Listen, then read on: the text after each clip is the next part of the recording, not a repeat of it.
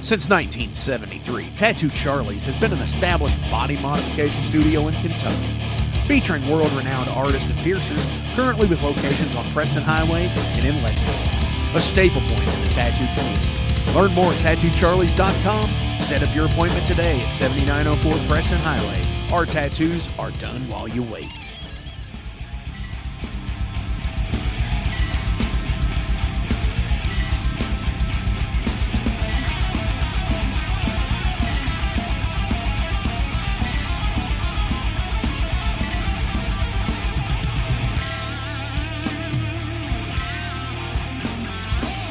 Welcome to the Metal Forge. I'm your host, Mark Jackson, and I'm going to be pounding out the best regional metal for you tonight. If you're new to this show, pick up your hammer and get down with some of these featured guests. Got any questions or comments? Send them to metalforgeradio@gmail.com. Welcome to Metal Forge, everybody. My name's Mark. I'm your host. Thank you all for tuning in yet again in another quarantine edition of the Metal Forge. Before we get into the interview with Jacob Wherley from Emerald Rage, I do want to, wish everybody well out there. Hope everybody's doing awesome. Hopefully, you're not sick. You can get out and you can do whatever you can to provide for your family and stuff like that. If you have an essential job, etc. Make sure you're following all the rules and stuff like that your city and state governments and federal government has put under you right now, just to stop the spread of this bullshit virus. But anyways, we got a few awesome guests coming up. Next week, I'm going to have Echo Soul from Fort Wayne, Indiana, talking about their new album coming out with vocals by Tim Ripper Owens from Judas Priest. That's going to be fucking cool. That was a really good interview. Hope you all like it as well. New music coming out as of April the 3rd. Lady Beast with The Vulture's Amulet. Go to their Bandcamp page and order that either on the limited edition vinyl, if it's still available, or on CD or digital, however you want to do it. It's ladybeast.bandcamp.com. Along with United Kingdom band Underking, having 2 albums released on April the 3rd as well, with Amongst the Dead and Ghosts of the Past. Now, they're actually going to be coming in on the show. Not coming in, but calling in. So it'll be the first United Kingdom overseas guest on the Metal Forge. That's going to be really fucking cool. Stay tuned for details on that. And today, Vancouver band Spell is releasing Opulent Decay. That's going to be fucking cool, and hopefully before too long I can get those guys on the show as well. And then April the 24th, as I mentioned earlier, Echo Soul is going to be releasing their album. So before we get into everything, thank you all again for tuning in. I appreciate it. This is Emerald Rage.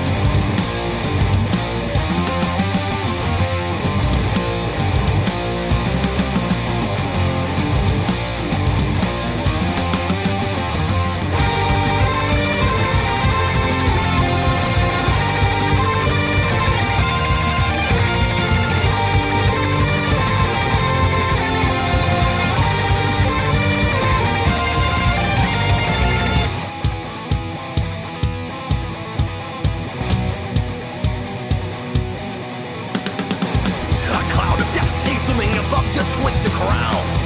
In the respect from your fortune, you shall drown. I finally stand before you with my band still to my hands. I pray you see the spite in mine before I strike it down. Step by step, the horns of destruction march on. Cry of wrath is the last thing you hear when your life is gone. Step by step, the horns of destruction march on. Cry of wrath is the last thing you hear when your life is gone.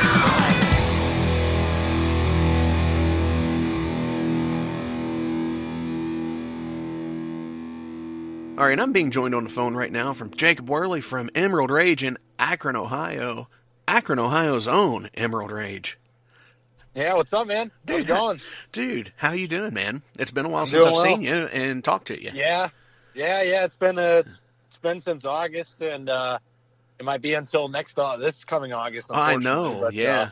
Yeah, because by the time we're recording this, we're still under, the government LoJack. Yep. Yeah, it's been crazy. So, but yeah, if anybody in the Beach City, Ohio area, go out. If you're not under lockdown, go to McAlpine Meadery on the 11th tomorrow, and you will see Overload. You will see Emerald Rage, and you will see, who else is the other band?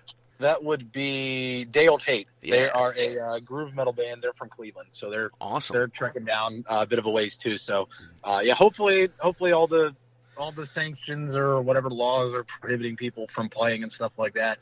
Hopefully that'll all be said and done because we're ready to play, man. Yeah, I am as well. My guitar player was just like one of those deals where he was like, "Do we need to cancel the show?"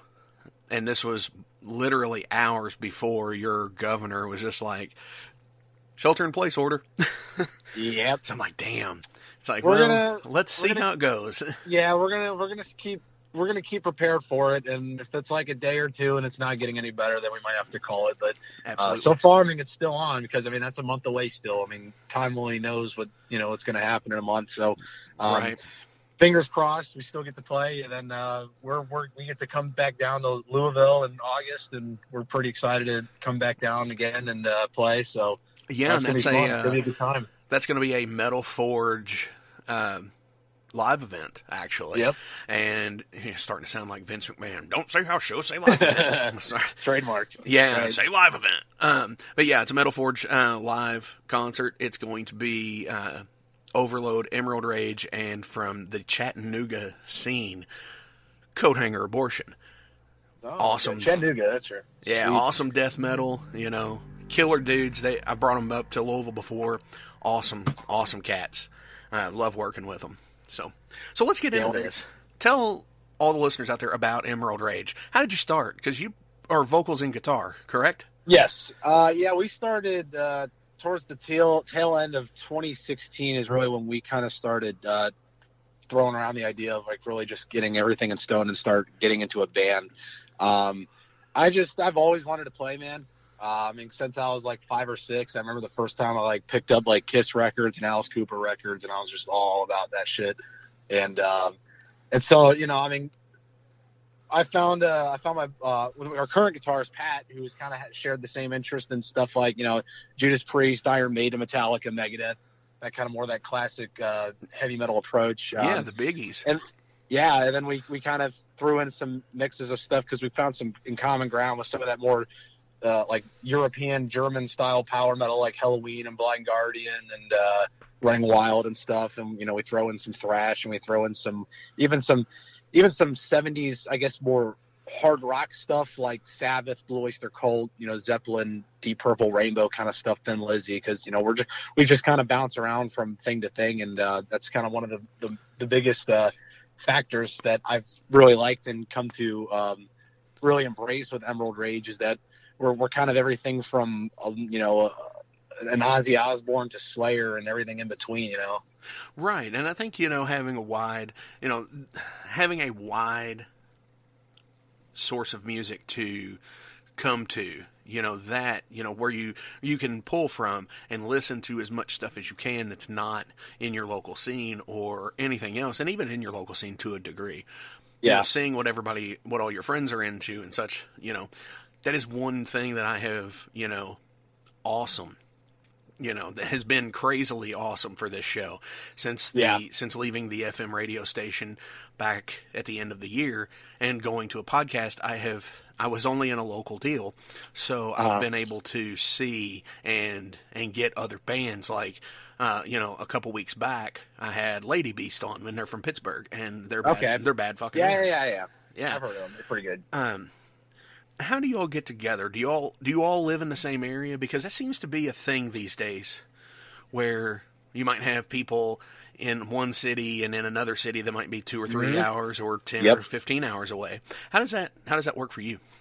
Yeah, so we call it, 3 of us at least kind of all live in the Akron area. I personally live in a suburb called Greene. It's about 10 minutes south. Our guitarist and our drummer live in about the Cuyahoga Falls area, but they all come down. And then actually, like you just said, we actually have our bass players from New Philadelphia, Ohio, which is about 50 minutes south. So he makes the journey big commute, Yeah, he makes the big commute. He steps up, but I mean, he was in the same boat as us, man. He plays in an industrial band called Syringe. Oh yeah, in New Philly, yeah.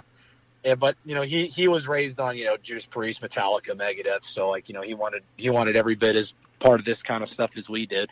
So he makes the commute, but yeah, I mean, we're all things considered, we're pretty close by. But yeah, I mean, I get what you're saying.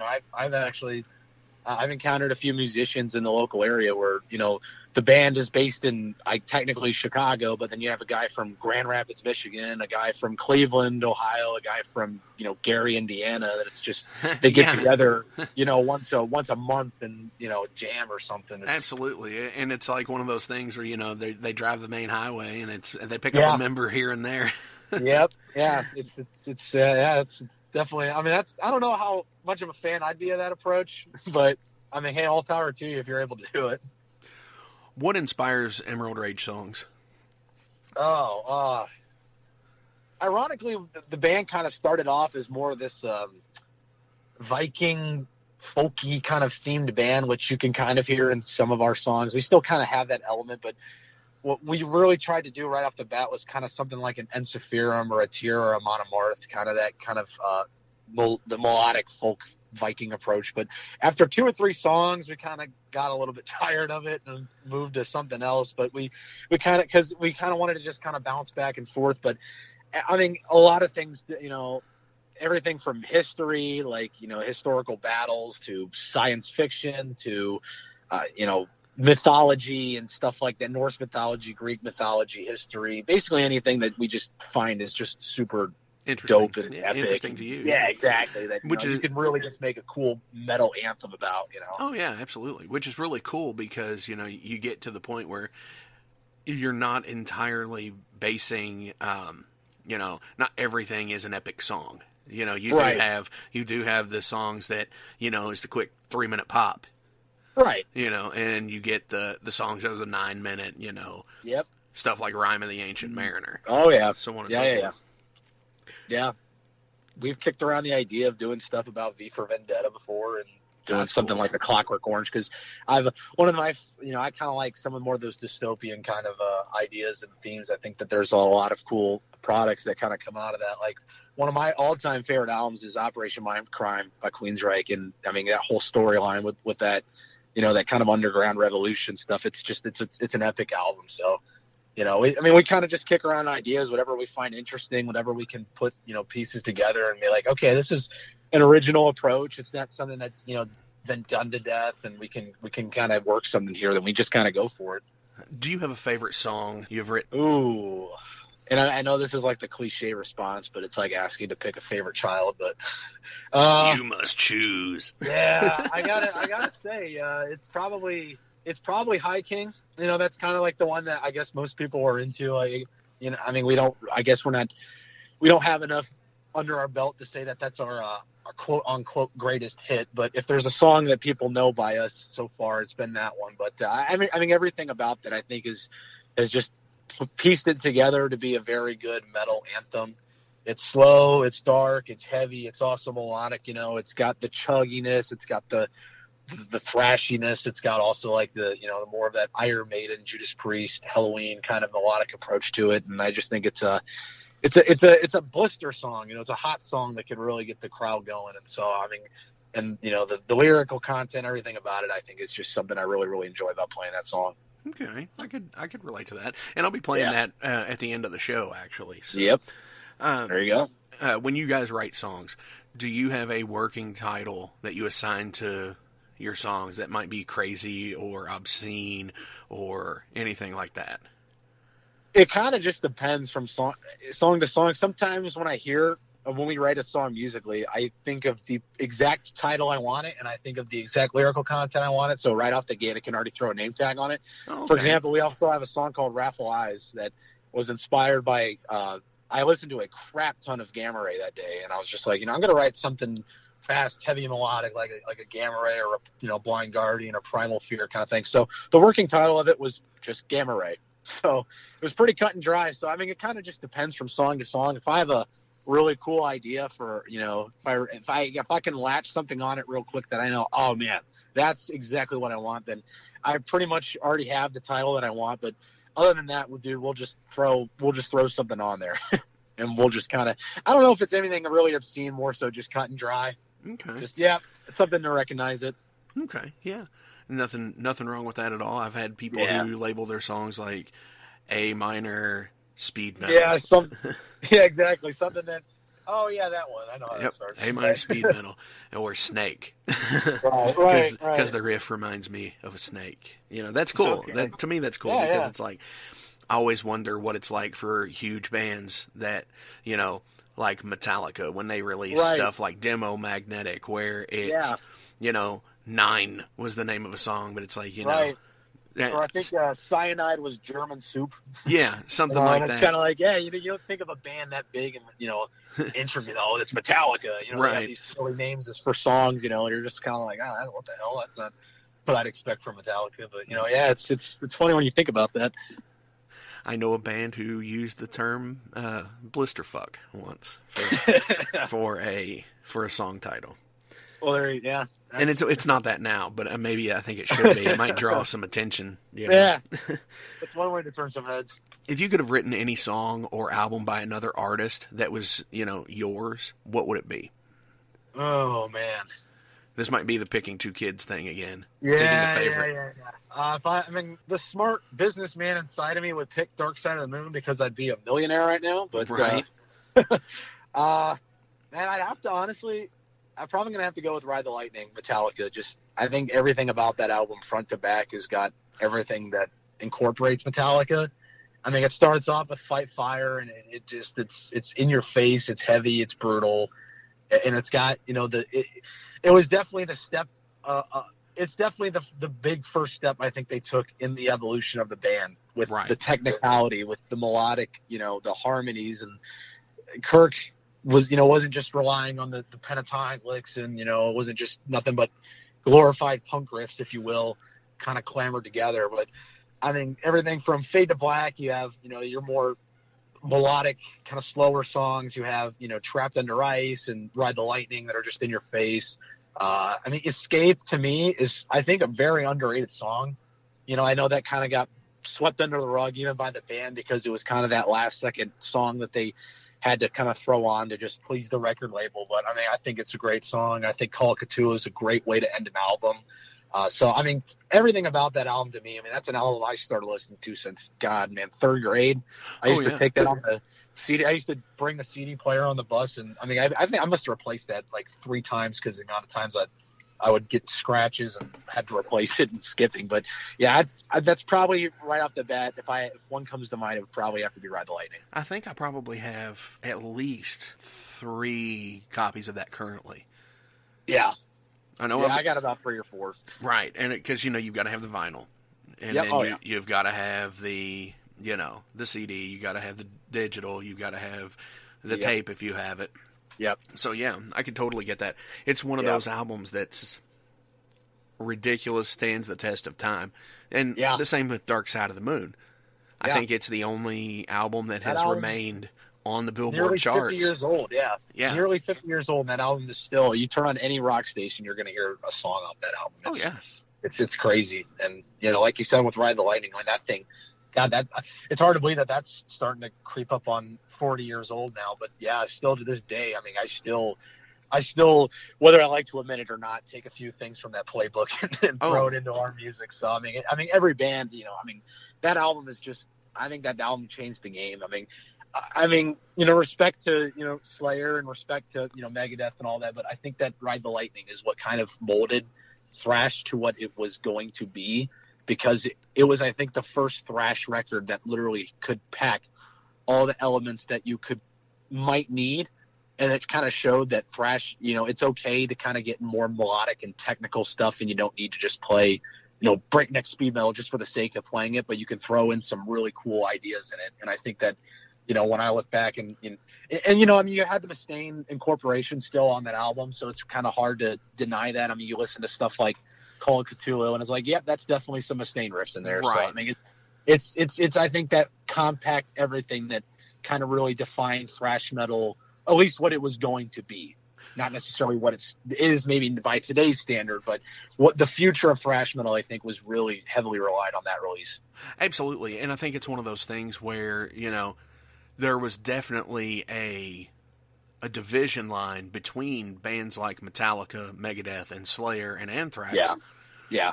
Versus other bands like Exodus and Testament and Death Angel. Right. Overkill and oh yeah, sure. Overkill, Violence, Whiplash, all these bands out there. Hobbs Angel of Death, because those bands are like all speed and grit. Aggression and in your face, all that stuff. Yeah. Right. And, and I love most of those bands, but. Oh yeah, me too, man. Do I listen to them back to back with like a Ride the Lightning? Not so much. Yeah. Because to me, it's one of those almost differing genre almost. Yeah. If you could go back in time and play any concert, what would it be?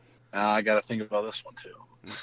Man, I believe there was. I'm going to have to say the Screaming for Vengeance tour by Judas Priest, because Iron Maiden was the support act. And if I got to play on a tour with Iron Maiden and Judas Priest, I think I would die peacefully. Right. Instantly. Even after the tour was over, I would be like, all right, that's fine with me.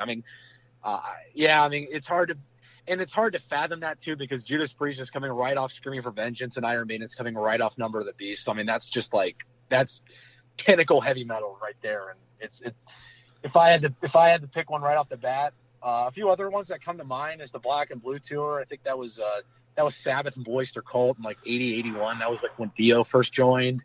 Yeah, I think what else there's a Castle Donington, Monsters of Rock, Iron Maiden was headlining. You had Kiss, Guns N' Roses, Halloween, I think was on that, Megadeth. Yeah, so I mean, there has been some fantastic shows, but yeah, that Priest Iron Maiden tour, man, that's tough to throw down. Wasn't the Monsters of Rock tour in like 1982? Wasn't that the one that Anvil was one of the headliners on? What was that? Was that a Reading PA festival? Or, there was a major. No, it was over in Britain. I know that. Was it Monsters of Rock? Okay, I think it was. It might have been one of the Donington shows. Yeah, that was their Metal on Metal. Yeah, the debut with Metal on Metal, and after that, they start the documentary that way, and it's just yeah. And you see thousands and thousands of You all played with them, is that correct? Yes, I was about to say about a year ago. It was about a year ago this time we played with Anvil, and there's a really, really awesome band, I believe from California. Hopefully I'm not getting that wrong, but they're called Archer Nation, and they're a 3-piece on David Ellefson's record label, and they are absolutely killer.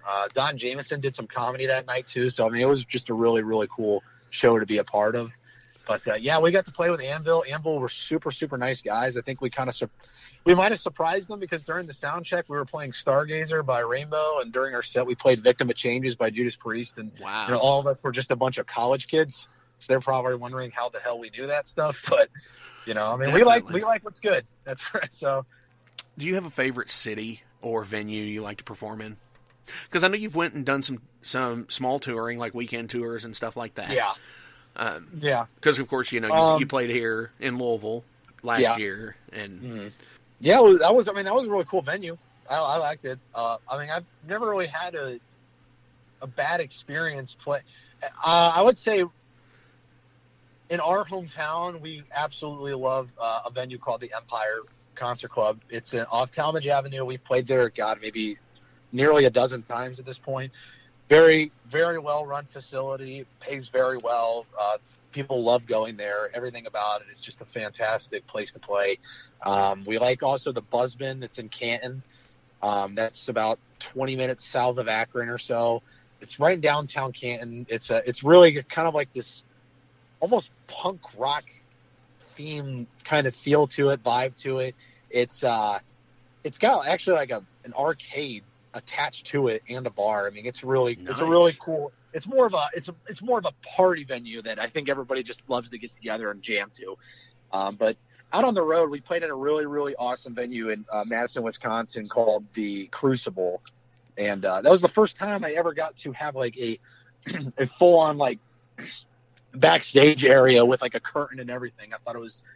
We thought we were all you thought you were full on rock star. Yeah. Right. Right. Oh yeah. But, yeah, I've had that one other time, and I can't say one other time. I've done some things where, you do things on a shoestring budget sometimes. So, but yeah, one real show where that was a thing, and that was really cool. And, yeah. So I can get that. I can get behind that. That's awesome. Yeah. I ask these questions to everybody, just because we're all people and we're all in this together. Yeah. Mm-hmm. What's your favorite film? Ooh. I know. I'm just making you like pick favorite film. Children all show long.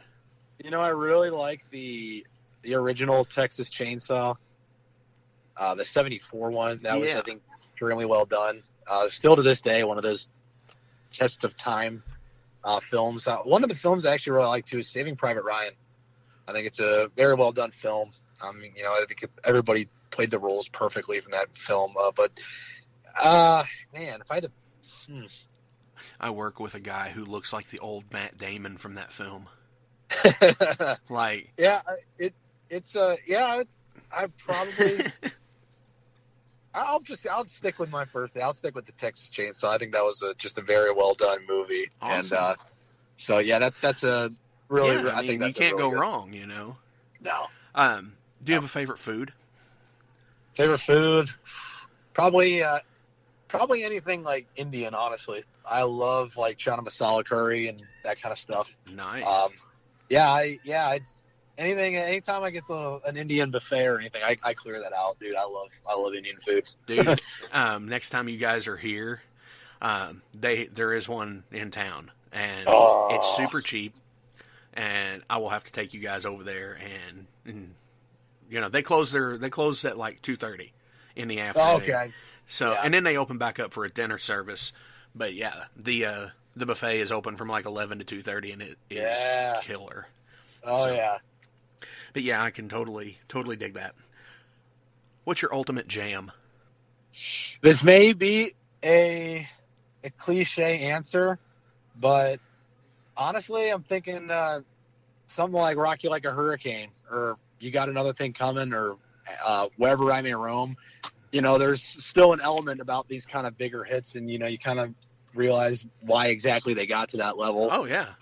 But, to me, Rock You Like a Hurricane still, I mean, I think everything about that. I mean, I grew up on Scorpions. That's actually one of my dad's favorite bands. So I got all interactive with all their records and stuff like that. Rudolph Schenker is personally, like, I think my biggest guitar inspiration and influence. So I think that something like a Blackout or, Rock You Like a Hurricane or Love Drive, any of those really fast-paced, energetic Scorpion songs, man, I can jam to some Scorpions. Wind of Change. Oh yeah, even with a change, still loving you, I don't care. I mean, I'm a sucker for the balance too. Oh yeah, that's my sing in the car, like it clears the depression out. Oh yeah. For sure. What's your guilty pleasure? ABBA, no question about it. I mean, I don't even know if I'm that guilty about it. I'll full on admit it, but dude, I can jam to some ABBA, no doubt. Nothing. ABBA seems to be that one group that even if everybody's into, you can go into like a sea of people wearing battle vests and denim leather and all that, wearing Saxon and Motorhead patches, and you say ABBA, people still, people are going to get down with it. I find it's just funny how ABBA's kind of widely accepted among metalheads, but oh, yeah. I mean, ABBA's fantastic. I love ABBA. It's actually it's documented that, Lemmy was an ABBA fan, and as well as people like Patsy Cline and Loretta Lynn and Tammy Wynette and everything. I remember I saw an interview, or maybe I read it. It was an interview with Johan Haig of Amon Amarth, and even them are like, I mean, especially them being from Sweden, it's kind of like sacrilegious, even if you're into all black metal and Bathory and shit like that, but it's still sacrilegious to not like ABBA. Absolutely. So, yeah. It's one of those things that it's the Wayne's World thing. It was issued it was issued with with Tide samples and stuff. Yeah. Oh yeah. Do you have a Spinal Tap moment? Please, before you answer, do you know what I mean? Because sometimes I have to ask. A lot of the early 20s people that come on the show, like 22, 23, they're like, "What's Spinal Tap?" I mean, I've taken this as like one of those really like ridiculous moments on stage. Yes, or kind of blown out of proportion and kind of stuff. Yeah, the ultimate thing that could go wrong on stage that ruins the show, but you can't just help but laugh and be like, shit. Well, yeah, my Spinal Tap moment, I would have to say about a couple weeks ago, we were playing a show. Recent. Yeah, we were playing a show in Lakewood, and yeah, this is interesting. So my bassist gets this new Dean guitar, and he's like, "Hey, I have a favor. I want you to play this guitar to break it in, and whatnot." And I'm like, "All right, yeah, sure, I'm cool for that." And we get to the venue, and like 5-10 minutes before we go on stage, we realize there's only one of the strap screws on the guitar. Oh no! So you can't put on a strap for the guitar. And so we're kind of figuring this out, asking other bands to use one of their guitars. Luckily, one of the dudes from Assault, a thrash band up in Cleveland we were playing with, he let me use one of his guitars. But I was also battling a huge sinus infection that whole week. Oh. So I had to detune that, and I'm trying to windmill. I'm trying to like headbang and windmill and get moving. But every time I do, there's like spit flying and mucus running down my nose, and I mean it's just gross and stuff, and I have to keep turning around and wiping my arm on it. Yeah, so I'd have to say like that's just it was just one of those hot mess moments where I'm like, absolutely. You gotta just sit back and be like, really, why is this all gonna happen now? Oh, I get it. I once watched Gene Simmons perform live, and I swear it looked like he was like a rabid dog. He was drooling so much singing. Yeah. On the video screen, and I was like, oh, that's gross. And there's like projectile spit, like where he just like barks his lyrics live. Yeah. And it's just like, I think I'm gonna be sick. So definitely, I get that. Oh. What is your greatest achievement as a musician? Well, I guess it's not too early now to let the cat out of the bag, but we just got done. We wrapped up a song we were recording with Tim Ripper Owens from Judas Priest, really? and Iced Earth, and Yngwie Malmsteen. So nice. That's currently getting mixed and whatnot. And yeah, to me, that's like. I mean, he's also. I mean, he's an Ohio Akron native. Yeah, he's an Akron native. He's kind of the hometown hero for the metalheads, I guess, around here. That you're like, I mean, hell, if he can be in Judas Priest, I can find a way to make a living doing this. Oh yeah, so, absolutely. But so yeah, I think that to me is just like, wow, I can't believe I'm doing it. And I'm listening to the song, and I'm listening to hearing my vocals, and then hearing his vocals, and I'm like, wow, I can't believe that. Like, that's crazy, man. So yeah, that's a pretty awesome achievement, I think, for me. Very much. To think about, so I'm going to have to reach out to him and see if he'll do the show. Well, no, the reason why is because I just, by the time this is being recorded, it's about a week or so before the air date. Yeah.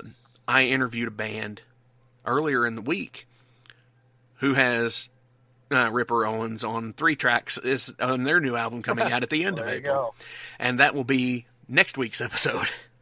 Yeah. So you got to have him. And plus, I mean, with him getting back together with KK Downing and stuff like that, I mean, now's the perfect time to, because he's kind of been in and out of some few projects. I was really into that Charred Walls of the Damned that he had going on. Oh yeah. I'm not really sure what's up with that. I'm not really sure what's up with Beyond Fear and stuff like that. But I'm just really glad to see him back with KK and stuff like that. I mean, I guess I'm a bit biased because he's an Akron guy, but like I really loved Jugulator and I really loved Demolition. I know they weren't the classic Priest approach to it, but I still thought they were great metal records, and I think that's right. At the end of the day, that's what it's about. And I still jam both of them as much as I can. Yeah. It's all good stuff. It's interesting too because and you're not biased because he's from your city, because I'm not biased because John Mellencamp's from Indiana. Right. And I'm not biased because Axel is from Lafayette, Indiana. Yeah. Oh, yeah. Axel can still suck it. He went to L.A. So. Exactly. Last question. It's kind of the morbid. How would you like to die? How would I like to die? Oh man, I read a post one time that said, "How would I like to die?" And it says Clint Eastwood shooting me and Morgan Freeman narrating it. And I thought that was just fantastic. That'd be kind of a funny way to go out. I would like to, I'll go back to referencing Spinal Tap. I'd like to combust on stage. Nice. I can relate to that. There's no better way to go out. You're doing what you love. I mean, you're going out with a bang. It covers all the grounds. I could definitely go with that, and in a cloud of smoke. Yeah, exactly. It puts on a show. People are going to remember that forever. I mean, whether they might to or not. They might lose the solo or something right. that you're playing, but I mean, it is live, so sometimes It's not mixed well. Right? Yeah. Really I would like to be properly mixed to where it just fades out. Yeah, for sure. All right. Jacob, why don't you tell everybody how they can get a hold of you guys for booking or just even to check you guys out? All right, yeah. So we're currently streaming on all major platforms, whether it's iTunes, Spotify, Bandcamp, whatever you use from day-to-day life. We released our debut EP called White Stag back in December, towards the end of the year. And we have an upcoming single, like I said, coming up called The Devil's Warhead with Tim Ripper Owens. And we actually are about done tracking for a debut album coming up. But if you want to get a hold of us, you can send an email to emeraldrageband@gmail.com. You can check us out on Facebook, Instagram, Twitter, all the major platforms that bands are on nowadays. Message us on Bandcamp, whatever, and we'll get back to you. And check us out. Check out a few songs. Tell us what you like and don't like. And always appreciative to hear what people have to say. Absolutely. And I thank you for coming on the show. And thank you for having me. Yeah. And hopefully I get to see you tomorrow. If not, it's understandable, but we'll rain check it at some point. Yep. And now there's always another time we'll get you guys up here. Oh yeah, definitely, for sure. If it doesn't hold up tomorrow, so absolutely. So here is High King by Emerald Rage.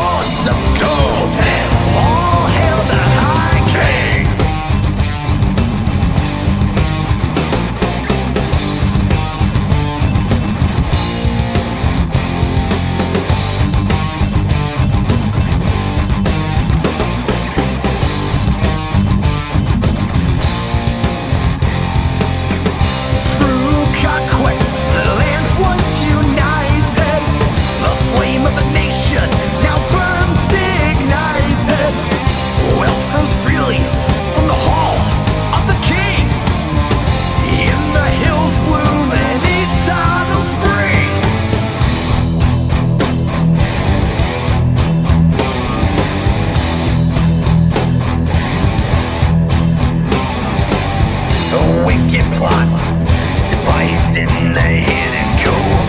Enchantress breezing the smoke of the deep.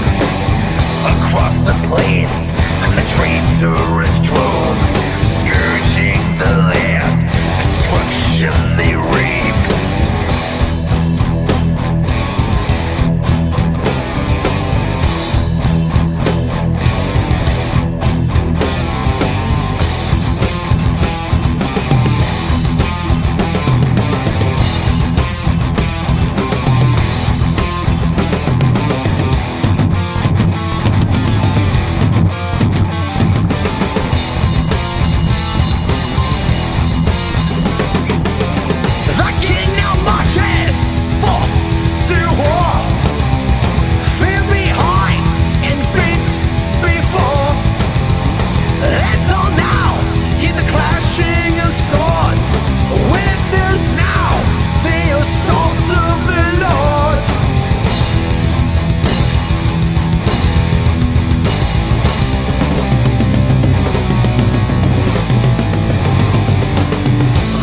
Rises on a river of blood.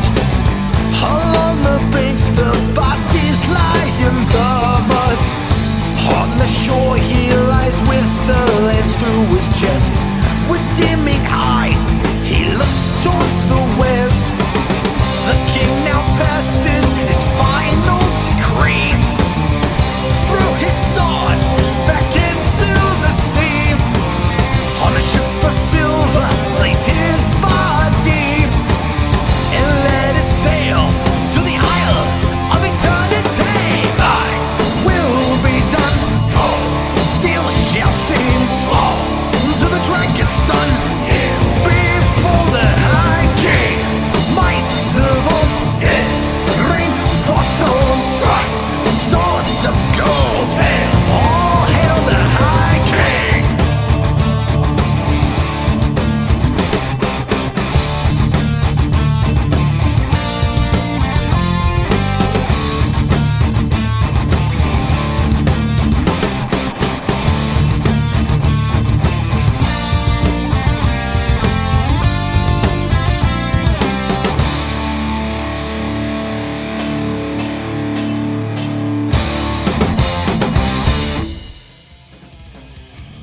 Since 1973, Tattoo Charlie's has been an established body modification studio in Kentucky, featuring world-renowned artists and piercers, currently with locations on Preston Highway and in Lexington, a staple point in the tattoo community. Learn more at tattoocharlies.com. Set up your appointment today at 7904 Preston Highway. Our tattoos are done while you wait.